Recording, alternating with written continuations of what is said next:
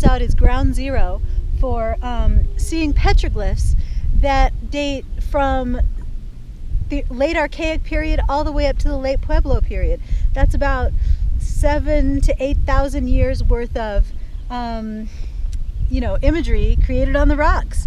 So this Lyman Lake is actually flooded. It used to be the Little Colorado River and a flood plain. So the natives of prehistoric times would have seen this as a small trickle of water, not this huge body of water. And at times it would have just been fertile ground. So now, since I live here today, I have to actually kayak to the far side of the lake to see the petroglyphs that were left. I'm pretty excited. I'm going early because the monsoon winds come up in the afternoon, and oh my gosh, they can be up to 40 miles an hour. It's not a joke, and I need to get back here before it gets too late. So I'm gonna stop flapping my gums and start paddling. Well, friends, I made it to the far shore, which you should know is a pretty big accomplishment for me because you might as well know I have an irrational fear of sea monsters. Yes, even in fresh bodies of water. Too early exposure to Jaws and the Loch Ness Monster, I think. I almost can't adequately describe to you how excited I am to be out here because of how old some of these petroglyphs are. They range from the Archaic period, which here starts around the year 6000 BC, and would have been the migration markings of early hunter-gatherers who just moved around this territory. In another recent video that I made, you see the shamanic petroglyphs of basket maker period, which in Arizona ranges from about the year 1 to, on the late side, 600, maybe 300. Anyway, but those were, oh God, there's a fly. Those were shamanic petroglyphs. And there are none of that kind found out here at Lyman Lake. These are all migration petroglyphs and some later Hopi clan symbols. So I'm excited. I am super nervous about those winds. So I want to explore everything, but I'm also kind of in a hurry. The wind almost blew me out of my hammock yesterday. It's so strong when it comes up. So, okay, onward.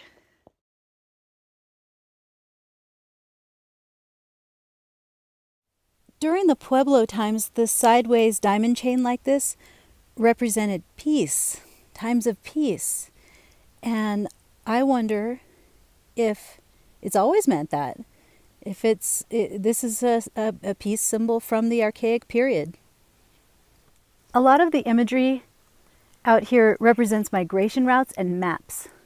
So this is a Hopi symbol for migration.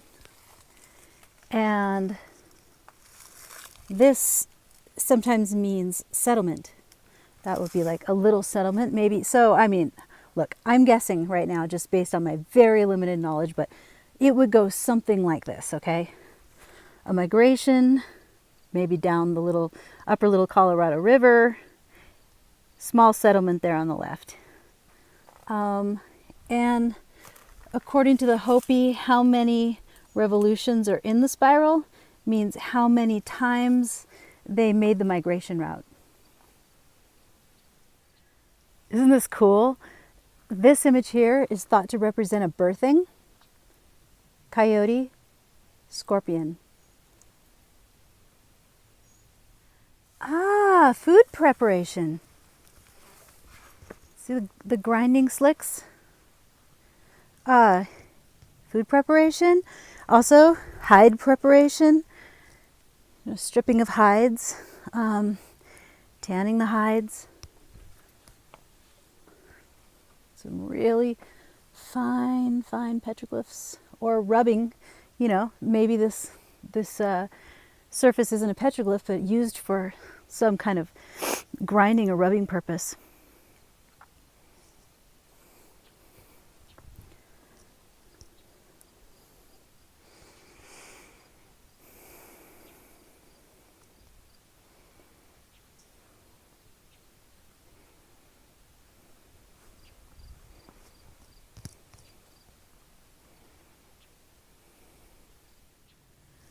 This was definitely the camping spot.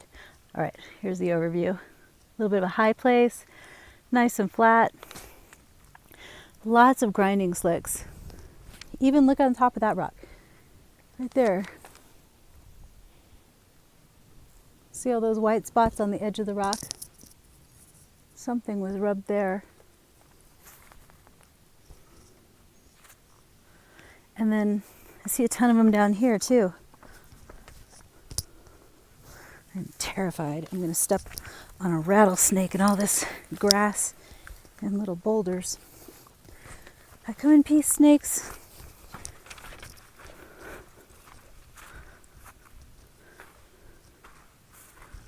Look at that. Really smooth.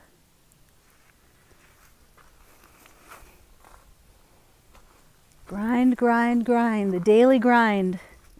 As they traveled and gathered, create storage caches underground.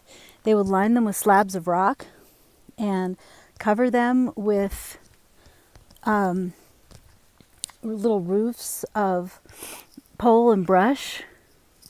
Cover them up. Of course, also these caches were sometimes in caves, but lacking a cave, that's what they would do. So that's how we know some things about these archaic people when, there's really no other way to know about them. Also, during the basket maker period, so people would be buried sometimes in these caches. Obviously not with the food, but they were mummified and folded up like the mummies in Peru. And that's another way we know a lot about these people. Another thing we know about the hunter-gatherer mummies is that the men wore long hair and the women cut their hair short. And that's because they used their long hair to make tools, to make whatever, brushes, braided string, thread. Everything was a tool. Everything was a resource. My dental hygienist got mad at me one time because my teeth are kind of like worn in some places. She goes, "What are you doing with your teeth?" I said, "I don't know, I use them to cut stuff." She said, "Your teeth aren't tools." I said, "Well, they are though. Sort of like your fingers, right? You're just born with them." She says, "No, not for you. You have scissors." And I was like, yeah, that's a good point. I'll keep the pearly whites for smiling. Oh, here's something cool. This image was carved between the years 1000 and 1300 of the Common Era, and the Hopi have told us that this is the symbol for the Gray Eagle clan. And we can identify this as the gray eagle because of the speckled body. Sometimes you'll see these skinny kind of feathers interpreting this animal as a turkey. But the Hopi have definitively told us that this is the gray eagle clan symbol. So just a side note, sometimes you come upon a rock like this and you're like, ooh, petroglyphs, joy, right? But then look closer at the rock. Look at how every single of these white lines or lighter lines follows a crack, a natural crack in the rock. Those are just light bits of light coming through the tree. Down here, see? And what seems to be happening is, the rock has natural cracks, and then those become vulnerable places for erosion. So then over time, they start to look like petroglyphs. This darker part might actually be a petroglyph because it doesn't seem to follow any cracks. Yeah, then there's some more like that over here. Another one. So, sometimes it's a trick of the eye, and sometimes it's just plain hard to tell because The image is so old.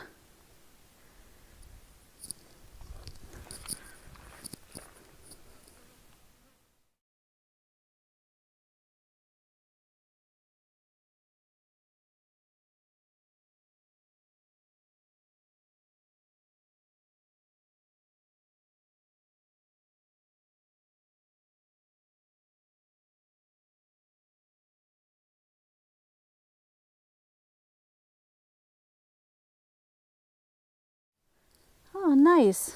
Nice little drainage stream, creek that runs down to the upper Little Colorado River that meandered through that valley.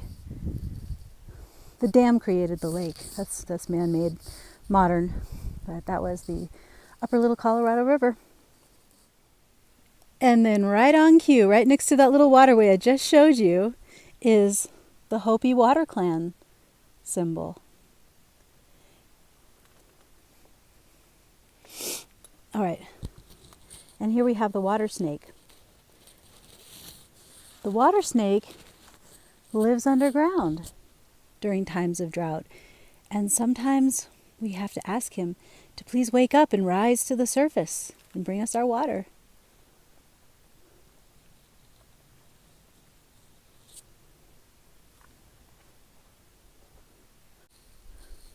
The water clan is over there, a little bit more modern. And then I've got these next to them.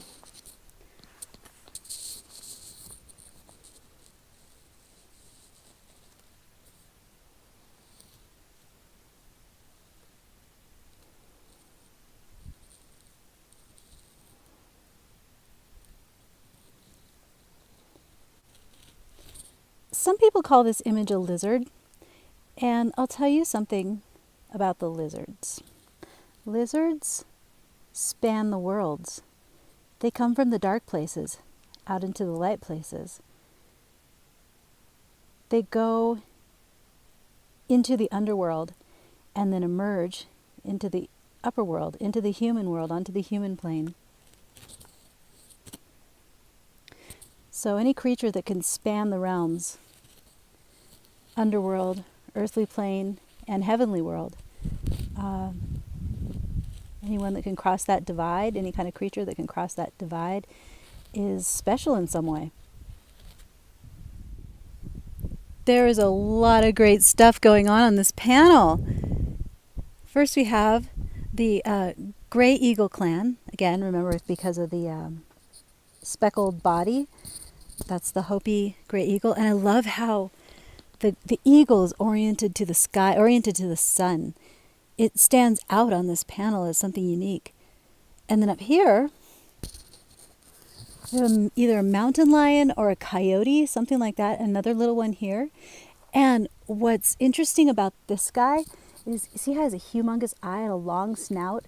That means that he is of the Mogollon tradition. That means before Pueblo, before the time period of like 600 to 800, early. And specifically Mogollon, not basket maker, meaning that the people that made this image came from the mountainous region to the southeast of Arizona.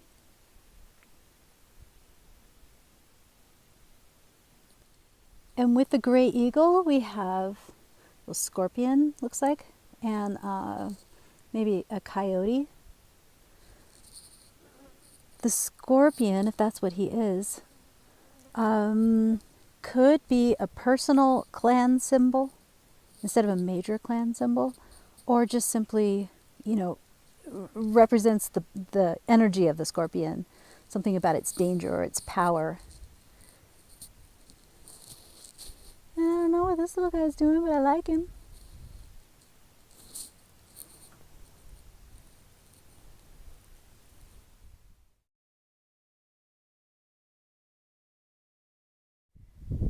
This is a huge boulder, and it's covered on both sides with images So I'm just going to try to meander along with this and pick out a few as I see them. So this could represent the migration of two tribes that met at the place where that meandering line joins from the two separate spirals. Scorpion.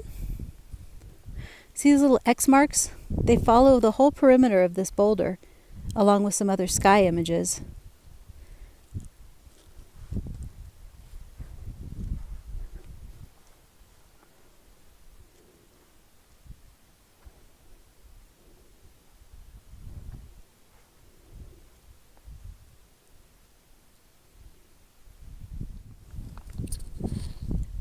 Great blue herons would be a common water animal to be found here, so maybe that's what that is. It's possible that this is also the image of the Crane clan of the Hopi.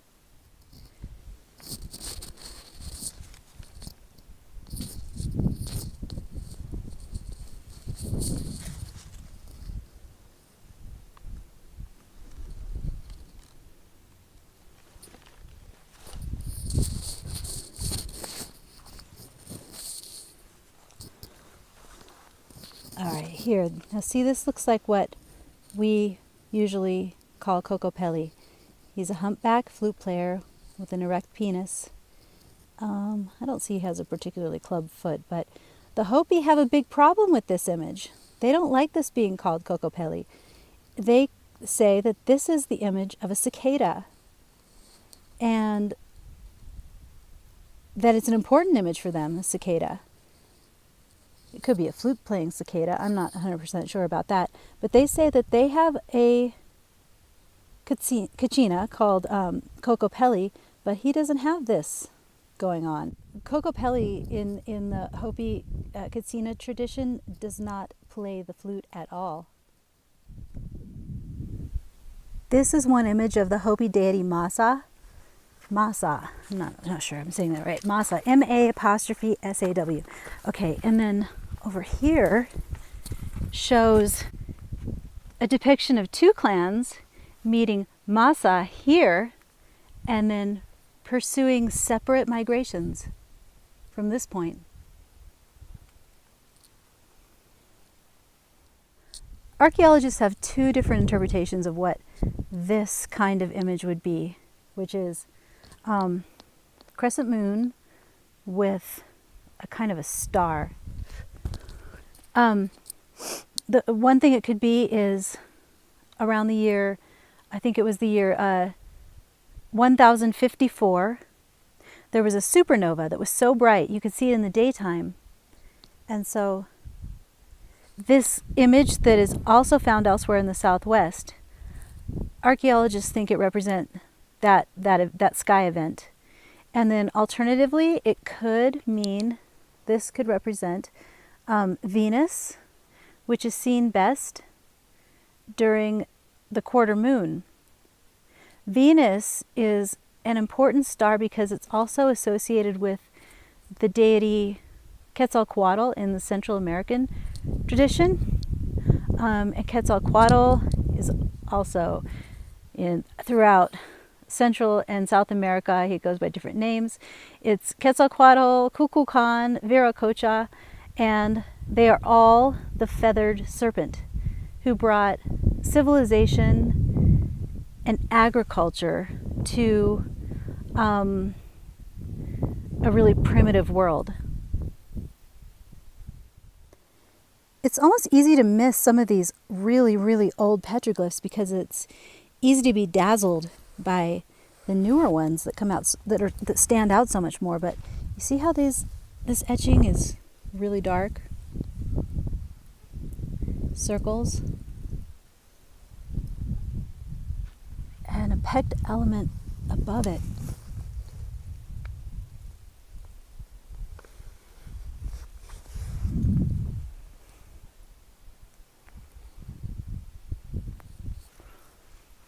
This is older.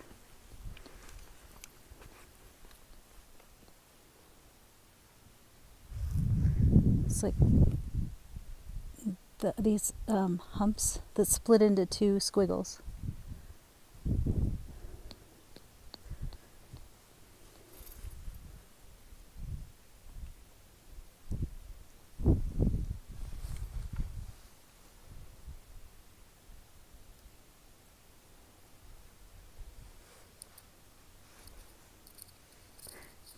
Again, it's explained that the archaic petroglyphs are migration images, maps. Dogs were actually pretty important to the Pueblo people. There have been dog burials found at the Pueblos. My thought is they probably helped quite a lot with the hunt. Oh, it's only 9 a.m., but the wind's starting to pick up. Better hustle.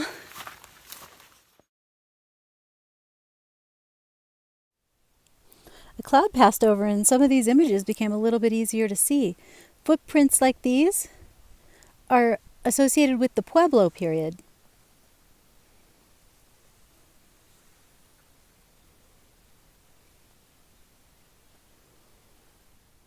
Here's another old one that I missed before, right next to the non-Cocopelli. Just almost impossible to make out.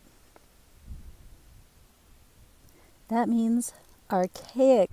Oh shoot, look at the wind on that water. I'm so nervous. My plan is to pound a snack and then paddle like a maniac over to that peninsula straight ahead. Okay, if I make it safely to familiar shores, I'm going to show you a bunch more petroglyphs. So, root for me, pray to the great water snake that he'll be kind and float me along safely. Oh geez, there's little white caps and everything. Oh. All right, I can do it. Whenever I get into a tight spot, I just repeat this. You can do this, you can do this, you can do this, you can do this. Usually, I can. The wind's too strong. There's no way I could succeed at paddling across that. If the wind is blowing right at me. So what I've decided to do is just pull my kayak along the edge until I get to a place that's, upwind, and then try to paddle at a diagonal down to where I need to be. This could take a while.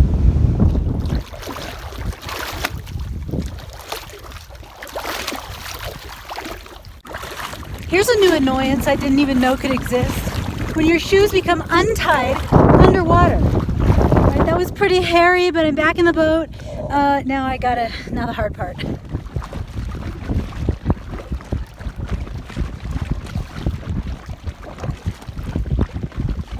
Oh, geez. Okay, I made it. I'm super happy about that.